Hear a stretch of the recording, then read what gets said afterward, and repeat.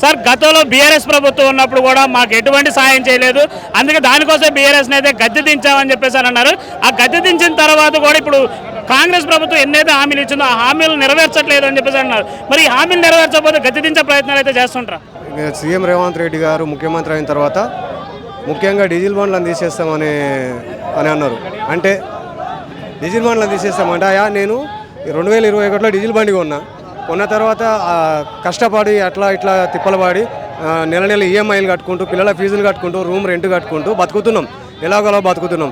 మీరు ఆటోలు ఇక్కడ నడిపోద్దు అనేసరికి ఆ డీజిల్ బండిని తీసుకుపోయి కంతులు అయిపోయిన బండిని తీసుకుపోయి మొన్న షోరూంలో అప్పచెప్పి మళ్ళీ సిఎన్జి బండి తెచ్చుకున్నా. సిఎన్జి బండి అయితే పొల్యూషన్ బండి అయితే కాదు కదా. అలాంటప్పుడు సిఎన్జి బండి డిస్టిక్ బండి ఇక్కడ నడిపోద్దు అన్నప్పుడు మీరు డిస్టిక్లో అందరూ డిస్టిక్ వాళ్ళు పల్లెటూరు వాళ్ళు ఓట్లు వేస్తేనే మీరు సీఎం అయ్యారు ఈరోజు. అలాంటిది మీరు ఇప్పుడు డిస్టిక్ బండ్లు ఇక్కడ వద్దంటే మేము ఎక్కడ పోవాలి, మేము ఏమైపోవాలి? మీరు ఖచ్చితంగా మా ఆటో వాళ్ళకు ఖచ్చితంగా న్యాయం చేయాలి. మీ ఇష్టం వచ్చినట్లు డీజిల్ బండ్లను ఎక్కడ బట్టి అక్కడ ఆపేస్తాము, చలాన్లు రాస్తాము, ఆపి చిత్రహింసలకు గురి చేస్తామంటే రేపు పొద్దుగాల ఆత్మహత్యలకు కూడా వెనకాడమని చెప్పి నేను ఖచ్చితంగా మనవి చేస్తున్నాను. మీ ఆలోచన ఏదైతే ఉందో అది వెనుకకి తీసుకొని ఖచ్చితంగా మా ఆటో డ్రైవర్ల గురించి ప్రత్యేకంగా ఆలోచించాలి అని చెప్పి మనవి చేసుకుంటున్నాను.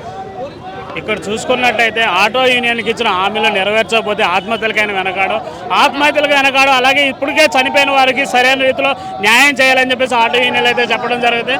ఆటో యూనియన్ల సంబంధించి గత ప్రభుత్వం బీఆర్ఎస్ ఏదైతే ఉందో ఆ బీఆర్ఎస్ కూడా మాకు సరైన న్యాయం చేయకపోవడం వల్లే మేము గద్దె దించాము. ఇప్పుడు కాంగ్రెస్ ప్రభుత్వం కూడా మాకు ఎటువంటి న్యాయం చేయము, మా డిమాండ్లు నెరవేర్చకపోతే మటుకి ఇలాగే గద్దె దించే ప్రయత్నాలు చేస్తామని చెప్పేసి అయితే చెప్పడం జరుగుతుంది.